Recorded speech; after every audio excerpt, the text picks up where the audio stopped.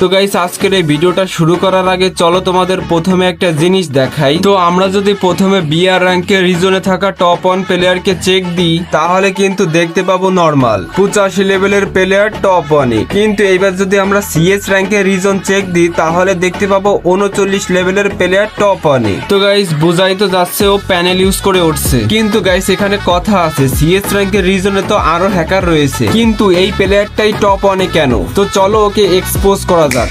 তো গাইস দেখো, এটা কিন্তু হচ্ছে বুটাল ফার্প প্যানেল। তো এই প্যানেলে এম সেকশনে যে সেটিং গুলো আছে ওইগুলো কিন্তু নরমাল, তারপর ইএসপি সেকশনে যে সেটিং গুলো আছে ওইগুলোও কিন্তু নরমাল। কিন্তু এইবার যদি তুমি বুটাল সেকশনে যাও তাহলেই দেখতে পাবা এখানেই কিন্তু আসল খেলা। তো প্রথমে যদি তুমি এনাবেল এম কিল ওই সেটিংটা অন করো তাহলে কিন্তু এনিমি অটোমেটিক মরতে থাকবে। তারপর স্পিড হ্যাকটা অন করলে কিন্তু তুমি অনেক দ্রুত চলতে পারবা, এবং লাস্টের অটো গান সুইচ ওটা অন করলে কিন্তু তোমার গান অটোমেটিক সুইচ হবে।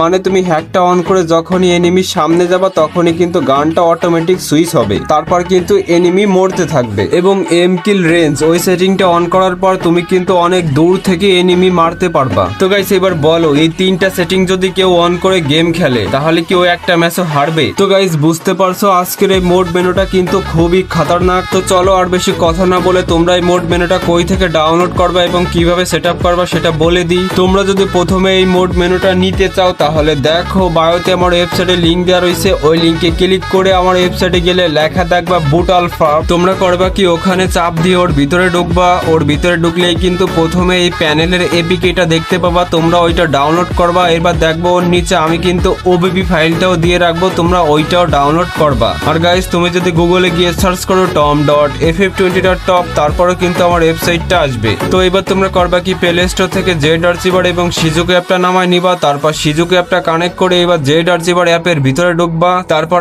আমি যে তোমাদের ওবিপি ফাইলের লিঙ্কটা দিছিলাম ওই ফাইলটা তোমরা প্রথমে চেপে ধরবা, তারপর কপিতে চাপ দিবা, এইবার উপরে চাপ দিবা, তারপর ডিভাইস এন্ড স্টোরেজ, তারপর অ্যান্ড্রয়েড। এবার ওবিপি ফাইলের ভিতরে যাইয়া নিচের বাটনে চাপ দিয়ে তোমরা করবা কি, ফাইলটা এখানে পেস্ট করে দিবা। তো ফাইলটা পেস্ট করা হয়ে গেলে এবার তোমরা এখান থেকে ব্যাক করে সরাসরি গেমে ঢুকে গেম খেলো আর মজা করো। তো গাইস এই ছিল ভিডিও, আশা করি ভিডিওটা ভালো লাগছে। যদি ভালো লেগে থাকে তাহলে কিন্তু অবশ্যই একটা লাইক করে যাবেন।